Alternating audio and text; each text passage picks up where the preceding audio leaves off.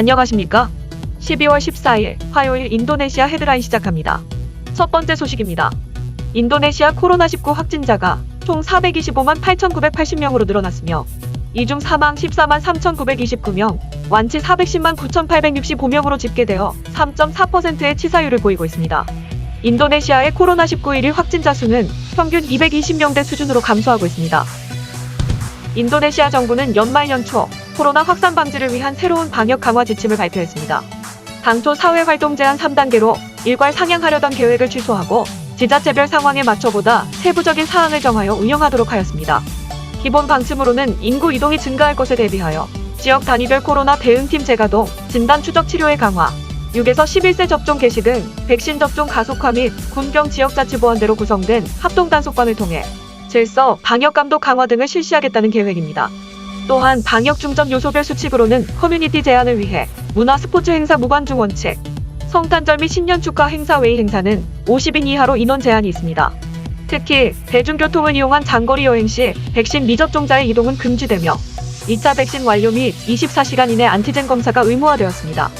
쇼핑몰 및 관광지는 최대 수용 인원의 75%로 입장을 제한해야 하고 연말연시 축하 이벤트의 개최가 불가하며 운영시간은 9시부터 22시까지 운영하되 특정 시간대 운집 현상을 방지해야 합니다.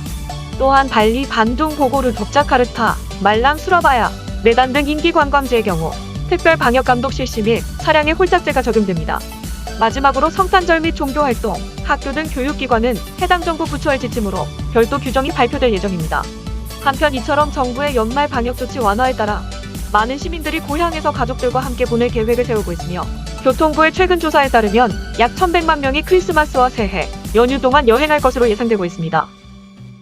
지금까지 알려진 오미크론 변이 바이러스의 특징으로는 빠른 전염력, 경증, 돌파 감염 등이 있습니다. 각국의 보건 전문가들은 오미크론 변이가 기존 델타 변이보다 빠른 전염력을 가지고 있다는 것이 공통된 시각입니다. 첫 확진자가 보고된 이후 13일 만에 전 세계 55개국에서 감염자가 나왔다는 사실이 이를 방증합니다. 남아프리카 공화국에선 한 달 전만 해도 하루 평균 300명 미만의 코로나19 확진자가 나왔지만 지금은 오미크론 확진자만 하루 1만 명을 넘어섰습니다. 하지만 다행히 지금까지 오미크론 감염자의 중증도 진행 상황이 심각하진 않다는 게 검출국 보건당국의 일치된 소견입니다. 유럽의약품청도 감염 사례들이 대부분 경증으로 보인다고 밝혔고 WHO는 오미크론 관련 사망 사례는 보고되지 않았다고 전한 바 있습니다. 오미크론 감염자들을 직접 관찰한 남아공 의료진도 기존 변이들보다 증상이 훨씬 가볍다는 점을 확인했습니다.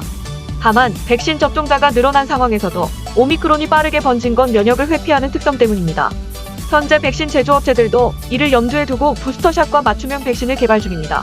일부 백신이 부분적으로나마 오미크론의 예방 효과가 있고 부스터샷을 접종했거나 코로나 완치 이력의 환자의 경우 백신 효과가 유지된 것으로 나타났다고 영국 이코노미스트 등이 전했습니다. 하지만 오미크론의 실체를 파악하기 위해선 여전히 추가 연구가 필요한 실정입니다.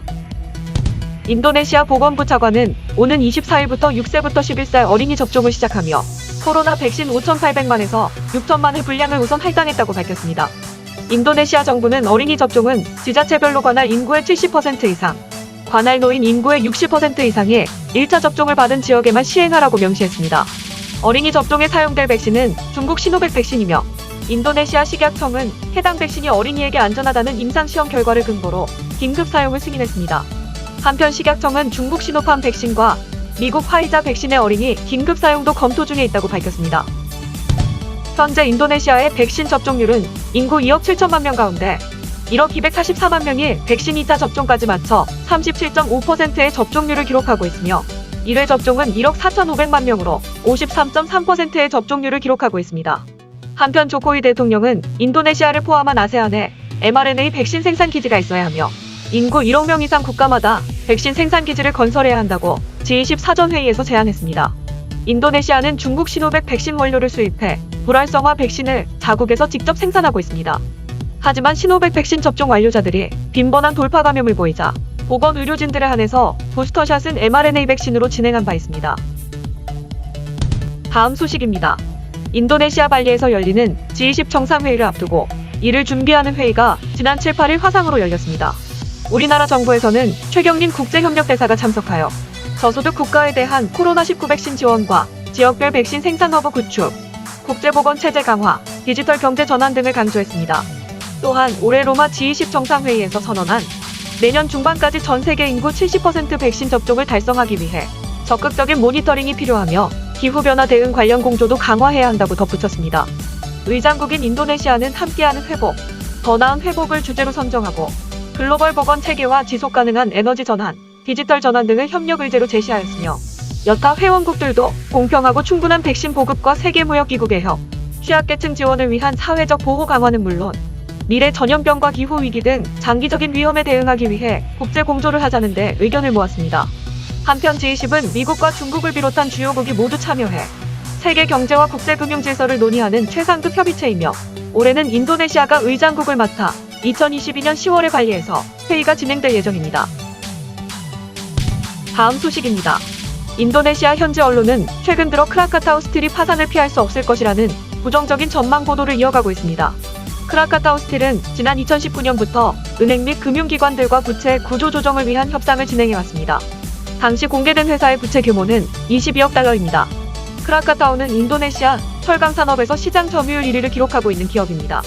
회사가 공개한 연간 조강 생산량은 315만 톤으로 2020년 인도네시아 전체 조강 생산량의 3분의 1을 담당하고 있습니다. 이 정도 규모의 회사가 파산한다면 협력사의 연쇄부도와 더불어 철강 산업에 직격탄을 날리게 됩니다. 또한 국가 기반 산업이기도 한 철강 산업의 피해가 커지면 국가 경제의 급락 및 신뢰도 하락에 도미노 효과도 우려가 됩니다. 크라카타우 스틸은 파산을 면하기 위해서 포스코와의 합작 회사이자 흡자 기업인 크라카타우 포스코를 자회사로 편입시켜 연결 기준, 재무 구조와 손익을 개선시키려고 합니다. 자회사로 편입시키기 위해서는 지분율을 50% 이상을 확보해야 하며 이로 인해 포스코에게 지분을 내어줄 것을 요청했습니다. 하지만 최초 합작 당시 크라카타우가 받을 수 있는 최대 지분율은 45%까지였기 때문에 포스코 입장에서는 무리한 요구를 받고 있는 것으로 보여집니다. 또한 지분 매각을 수락할 경우 크라카타우 스틸 구조 조정에 포스코가 의도치 않게 개입되어 다른 부실 사업까지도 떠안을 수도 있는 위험도 있습니다. 더욱이 인도네시아 정부가 개입하여 외국계 기업의 불리한 요구를 강요할 것이 분명하기 때문에 포스코의 고민이 깊어지는 상황입니다. 한편 크라카타우의 파산 여부는 이달 안으로 결정될 것으로 예상되고 있습니다. 다음 소식입니다. 코트라에서 인도네시아 신재생에너지 전력발전 시장 동향 보고서를 발간했습니다. 이번 보고서에서는 인도네시아의 전력 수요 및 공급 동향과 수력 등 주요 신재생에너지원별 개발 동향, 우리 기업의 진출 방안 등을 제시했습니다. 인도네시아는 지리적 환경 조건으로 인해 동남아 국가 중 가장 큰 신재생에너지 잠재력을 보유하고 있으나 보유량 대비 실제 활용은 2.3%에 불과하며 동남아 국가 중 신재생에너지 활용이 가장 높은 베트남 대비 30%에 불과합니다. 하지만 인구 대국에 최근 10년간 5에서 6%의 높은 경제 성장을 이루고 있는 인도네시아는 향후 10년간 전력 소비가 연평균 4% 이상 증가가 예상되는 잠재성이 큰 시장입니다. 이에 발맞춰 인도네시아 정부는 전체 전력 발전의 신재생에너지 비중을 2025년까지 23%, 2050년까지 31%를 목표로 하고 있습니다. 그러나 2021년 기준으로 신재생에너지의 비중은 14% 수준으로 여전히 부진한 상황입니다. 이는 개발 인프라가 열악해 초기 투자 부담이 높고 생산 비용 대비 낮게 형성된 전력 구매 단가로 인해 수익성이 크지 않아 민간 투자가 원활하지 않기 때문입니다. 한편 인도네시아 정부 방침에 따른 자국산 부품 의무 사용 비중에도 불구하고 현지 조달이 어려운 기자재는 해외로부터 조달하고 있으며 이에 따라 풍력 태양광 지열 분야 한국 제품 수출 실적도 꾸준히 발생하고 있습니다. 수출 기업들은 발주처 또는 EPC 기업의 벤더 리스트에 등록하거나 이미 등록된 기업과의 협업을 통한 수출 기회를 모색할 수 있습니다. 김태호 코트라 경제통상협력본부장은 탄소 저감 사회로 전환이 가속화되면서 글로벌 기업 간 신시장 확보 경쟁이 치열하다면서 잠재 시장에 대한 정보를 적기 제공해 우리 기업들의 시장 진출을 지원하겠다고 밝혔습니다. 참고로 인도네시아 신재생에너지 전력 발전 동향 보고서는 코트라 리포지터리에서 다운받을 수 있습니다. 다음 소식입니다. 지난 3분기 동남아시아 지역 스마트폰 시장에서 삼성전자가 오포를 제치고 1위를 탈환했습니다. 카운터포인트 리서치에 따르면 삼성전자는 지난해 동기 점유율 19%에서 4%포인트 증가하여 23%로 다시 1위를 기록했습니다. 지난해 3분기 1위였던 오포는 점유율 20%에서 올해 19%로 감소하면서 2위로 내려왔고 이어 3위 샤오미, 비보 리얼미 순으로 기록했습니다. 카운터포인트는 코로나 사태로 인한 봉쇄로 생산 차질을 빚던 삼성전자의 베트남 스마트폰 제조 시설이 3분기 다시 가동을 시작하면서 출하량을 늘릴 수 있었다고 말했습니다. 또한 삼성의 중저가 모델인 갤럭시 A 시리즈, 프리미엄 모델인 갤럭시 S 시리즈와 폴더블 폰 등 모두 좋은 실적을 내면서 출하량 증가에 도움을 줬다는 분석입니다. 한편 3분기 동남아 스마트폰 시장은 부품 부족 문제와 코로나로 인한 경기 위축으로 인해 전체 출하량이 감소세를 나타냈습니다. 지역별로는 베트남이 전년 같은 기간보다 출하량이 29% 감소하면서 가장 컸으며 이어 태국 14%, 필리핀 9%, 인도네시아 6% 순으로 출하량이 전년 동기보다 줄어들었습니다. 다음 소식입니다. 서울대 아시아연구소 산하 인문학센터에서는 덩실덩실 아시아 문화축제를 개최하였습니다. 올해는 인도네시아 특집으로 누산다라에서 상상의 공동체로라는 타이틀로 진행되었습니다. 사공경 한인님 문화연구원장은 인도네시아 지역 연구자인 최경희 교수, 고고학을 연구하고 있는 유병록 교수와 함께 인도네시아가 다민족 다언어, 다종교의 국가 특성을 극복하고 다양 속의 통합을 이루는 모습을 살펴보기 위해 이번 행사를 기획하였습니다. 첫째 날 진행된 강연에서는 인도네시아의 문화유산을 주제로 바틱과 와양에 대해서 다루었습니다. 바틱의 역사와 내재된 자바인의 철학, 지역별 바틱의 문양과 의미, 바틱의 현대화 등에 이어 와양극의 주제인 인도 철학 다르마와 까르마 등에 대한 발표가 이어졌습니다.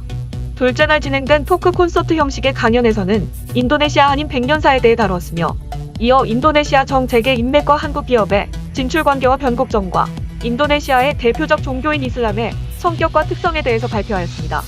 각 발표와 토론이 끝난 후 모든 발표자와 토론자가 모여 한국 인도네시아 관계가 나아가야 할 방향에 대한 종합 토론으로 이틀에 걸친 행사가 마무리되었습니다.